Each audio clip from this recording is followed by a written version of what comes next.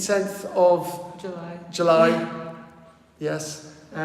With Michael, Nadia, and the jingle, and no one wise enough here to really tell us what have we just read.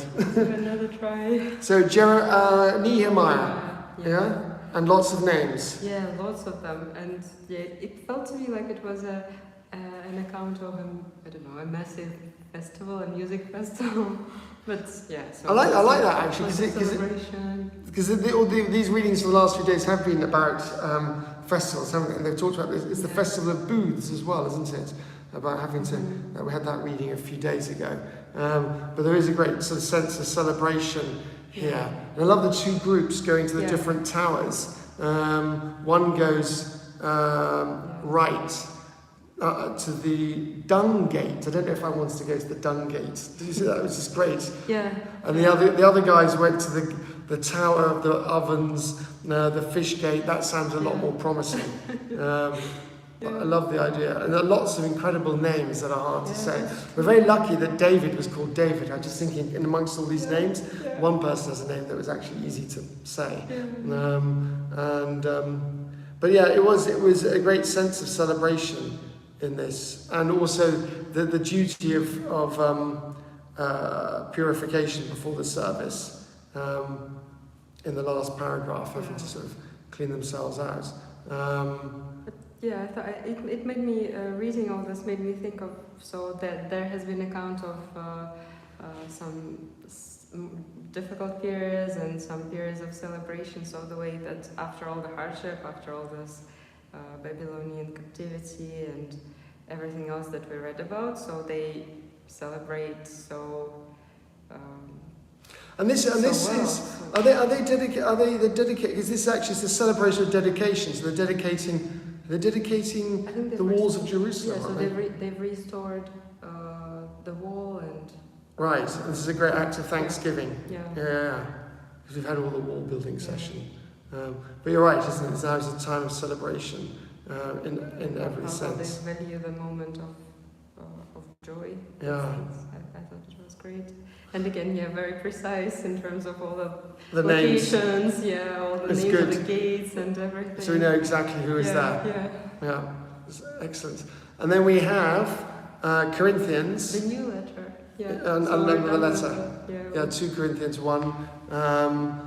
So Paul writing to the Corinthians. All these, I love all these letters because they're sort of like, obviously this is like a modern email or something to these people in the far off lands who are facing all the challenges of a new church. And it's just the beginning, because we finished reading another letter, the Romans. Right. So this is a new one. And that's right. We've had the Romans all last week. Writing to them. And I think quite different. These churches. This is where we really need Malcolm here. Because these churches did face different problems. The churches in Corinth, the churches in Rome had quite different challenges in front of them. And you can see that they had difficulties in Asia. And actually, I read about this letter that it's the second letter to the Corinthians is considered to be the most personal letter, right? Revealing the personality of Paul the most.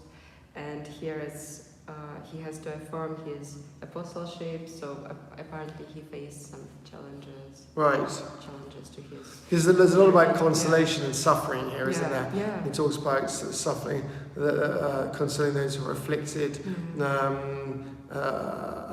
For just as the suffering of Christ are abundant for us, so also our consolation is abundant through Christ. So there's obviously pain. Reference to what they have been through. Yeah. Right, things aren't easy for them. But a lot of wisdom there, a lot of things to learn. And the blessings granted to us through the prayers of many. And that's an interesting, a lovely line. Yeah, that's true. About the power of prayer, which is great. Yeah. Good, excellent. So, anything else to add? Any other reading from it? So it's just the beginning. Just see if there are any comments. No comments yet. Good. So anyway, I hope that helps. Have a great Monday and a great rest of the week. and we will see you next time tomorrow. Yeah. Bye. See you. Bye.